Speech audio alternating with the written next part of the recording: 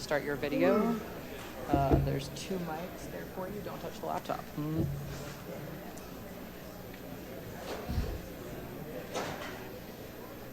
Bad financial advice got you down? Don't suffer in silence. Call SettleUp. At SettleUp, we're here to help you recover your losses. No claim is too small. Why wait? Dial 1-800-WE-SETTLE now. That's 1-800-WE-SETTLE. When Paige experienced the arbitration process firsthand, with her mum to recover financial losses, she knew there had to be a better way. So our dream team of Paige, Teo, Lauren, Hoy, and Zan came together to find out why people weren't recovering losses from misguided financial advice more easily. We spoke to nearly 100 attorneys and learned most lawyers in this field work on a contingency basis and often can't afford to take on smaller claims or cannot be bothered. It turns out they're only taking about 20% of incoming cases, mostly those worth over $200,000. Initially, we thought we could develop a product for attorneys to help them process claims faster and make the smaller cases more viable. Unfortunately, we found the market too small, and many lawyers nearing retirement, preferring to spend more time on their boats than in the courtroom. SettleUp decided to focus on the little guy, and we pivoted. We aimed to create a DIY solution for small investors whose claims weren't large enough for attorney representation. But reaching out to consumers proved to be a real challenge.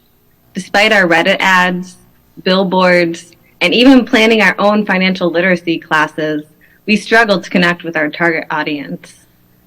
Undeterred, we're now re-exploring B2B opportunities by focusing on CPAs and financial planning professionals. We know there's a problem that needs solving, but finding the right angle is key. At SettleUp, we're on a mission to help people recover money they've lost from bad advice, and we're determined to make a difference. Stay tuned for our next chapter, and remember, we're in this together, and we settle up.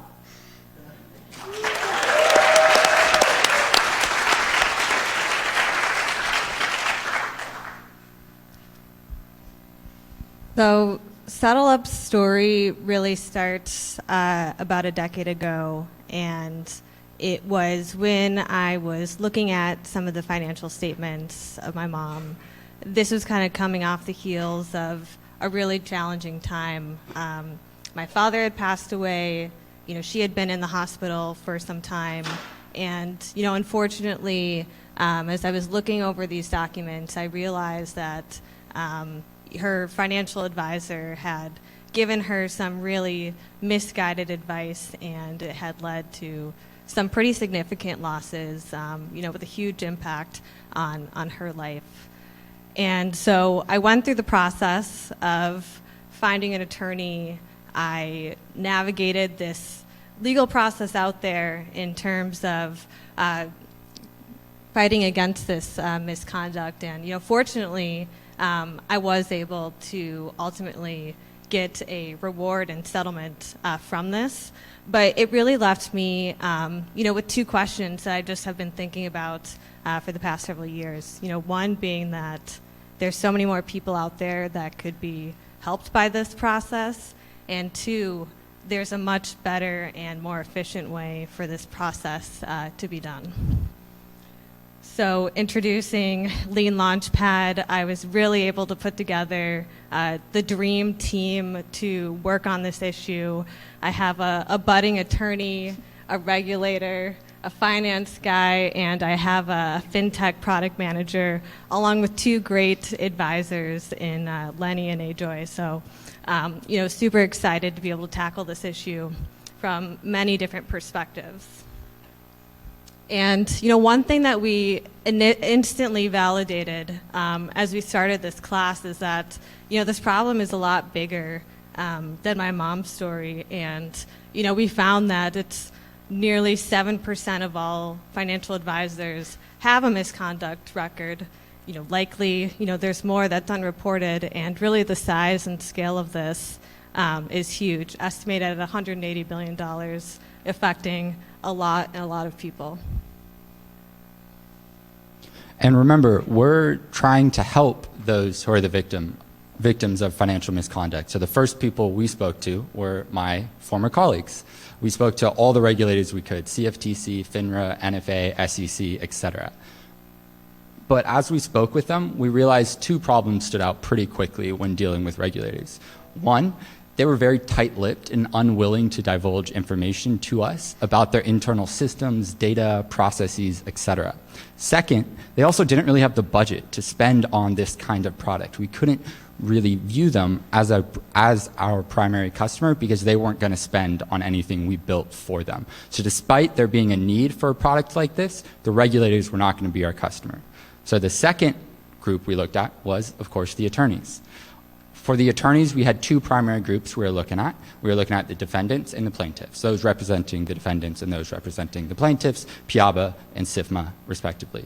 It got to the point where we would call these organizations, and before they would say anything to us, they would ask, "Are you that group of Berkeley kids?" And we would respond, "Yes, that's us." Literally every attorney at PIABA knew who we were. We got introduced up the chain, spoke to the president, and even at SIFMA, we started to get our names passed around. And so we felt that we had a signal. We felt we had something we could work with here in working with the attorneys directly as our primary customers. These attorneys that we're talking about were working on contingency. So what does that actually mean? What it means is that I go to an attorney and I say, I have this problem, and the attorney has to weigh whether or not they think my claim is a good claim. If they think it's a good claim, they'll take it for free. I don't actually pay them anything, but they help me through the process from start to finish, all the way through the arbitration process. If I win a settlement, they take a percentage of that fee. What that means is they're taking a risk in which cases they take. They're not actually making money up front. We found that they were not taking any of these smaller cases. 95% of cases that attorneys were taking on had over $200,000 in value. So we thought there's so many claims below that we could help. If only we can make it easier for those attorneys to take those claims. So we had two different ideas. The first was a software solution to help automate manual processes like filing a claim or writing a demand letter. The second was an idea to pre-analyze claims and then bundle all of the high potential claims in a package for attorneys. We thought if we could make it faster and easier for attorneys, that they didn't have to give as much, they didn't have to take as much risk, that we would give them all these more customers. That was wrong. We realized that people were not actually interested. These attorneys we were looking at were generally in the 40 to 60 age range. They were single shops of nearing retirement, older white men who just weren't really interested in these new cases that we were offering them. So like you've heard many, many times tonight, it was time for us to make a pivot.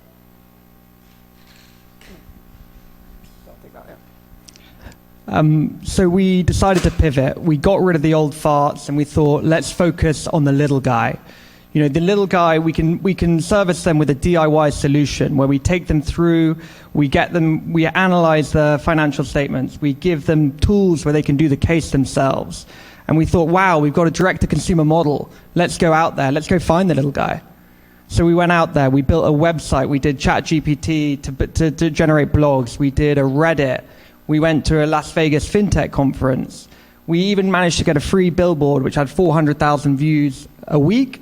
And we also went to an old people's home. So we learned two things in this. One, direct-to-consumer is hard. And two, old people are very busy. You've got long lunches, slow-motion Zumba. These guys are up to a lot.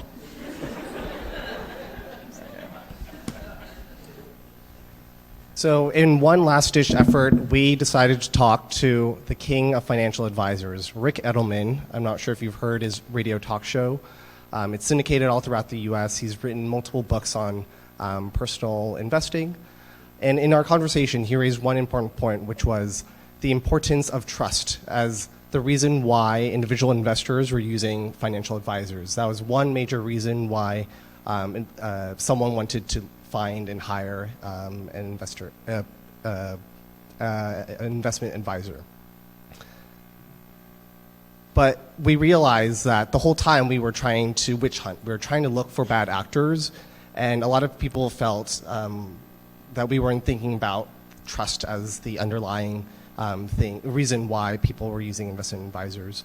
So we thought, could we turn this around? Rather than looking at bad behavior, could we incentivize good behavior? So in our final pivot, we decided that we are now a platform that helps incentivize financial advisors to act in good faith. How do we do this? We would proactively monitor investment advisors' portfolios on their behalf to look for signs of misconduct. And we would allow them to fix any issues that we might deem that there might be in terms of misconduct. And if they are in full compliance, we give them a full bill of health. And the thing you can think about is almost like a health sanitary grade that you see at restaurants when you go maybe an A or B or C. And this ideally would help incentivize investment advisors to not be a bad actor, and consumers would be able to tell apart which are the ones that they should be suspicious of and which are the ones that they should trust. So Lauren and I will continue to look further at the investment advisor angle this summer. We're really excited to continue to push this forward. So stay tuned as we continue our journey. And remember, We're in this together. and We settle up. Well,